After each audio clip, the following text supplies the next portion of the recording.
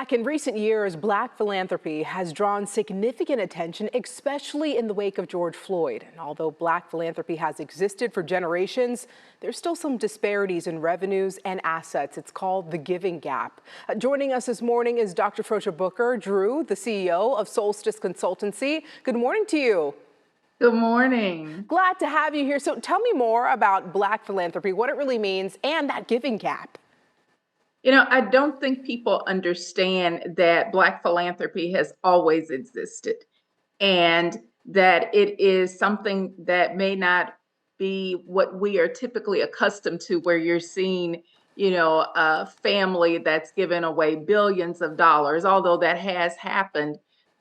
Black giving is something that has just been a part of our culture, and that gap really shows up in our nonprofit organizations Yeah. in terms of how much they receive. There's studies that show Black families typically give more than any other race, despite making less and having structural barriers to wealth.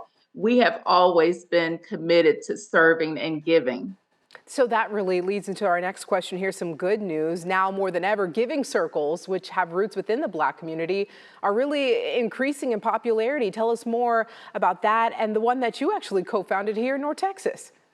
So I was fortunate to co-found Heritage Giving Circle with Akila Wallace and Dr. Halima Leek Francis. And it was really because we saw a lot of Black female-led organizations not receiving the funding comparable to some of counterparts that were in the space. And so we wanted to make sure that they had support. And so Heritage started in 2017. And to date, we've raised over $100,000 of our own funds to be able to support organizations like T.R. Hoover or Carter's House or Viola's House.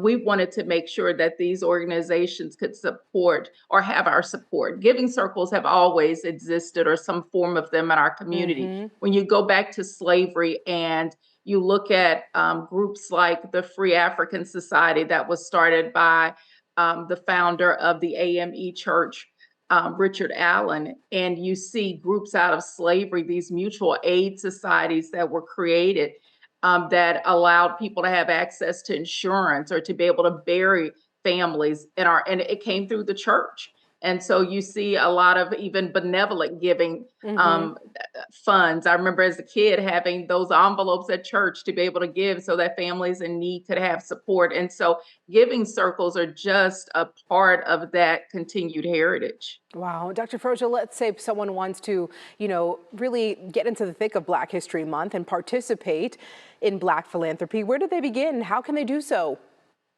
Well, in North Texas, there's so many amazing organizations that you can be a part of. I often tell people there's a website that has some of the wonderful nonprofits in Southern Dallas called Serve South Dallas. And so that's one where you're able to get some information about wonderful nonprofits that are in our Southern Dallas area. We created that website to be able to highlight, it's not everyone, but it's to be able to highlight some of the good work that's going on in our community, and much of it led by Black leaders in the Dallas area. And Dr. Frocia, how can someone actually reach out to you, maybe to get some guidance on this?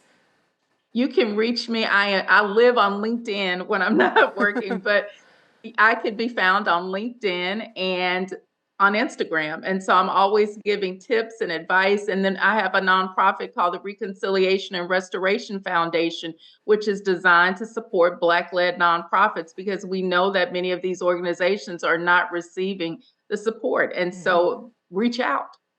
Dr. Frocia Booker-Drew, the CEO of Solstice Consultancy, thank you so much for joining us here on Daybreak and giving us your insight. Thank you for having me this morning.